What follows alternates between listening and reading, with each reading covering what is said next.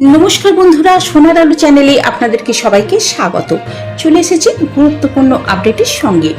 অন্নপূর্ণা যোজনা এখনো আবেদন করা যাবে। অন্নপূর্ণা যোজনা ৩,০০০ টাকা করে আপনারা সকলেই পাবেন বলেছেন মুখ্যমন্ত্রী শুভেন্দু অধিকারী। অন্নপূর্ণা যোজনায় আবেদন করতে চান? হাতে আর বেশি সময় নেই। পশ্চিমবঙ্গ সরকারের এই প্রকল্পে যোগ্য মহিলাদের প্রতি মাসে ৩,০০০ টাকা করে আর্থিক সহায়তা দেওয়ার কথা রয়েছে।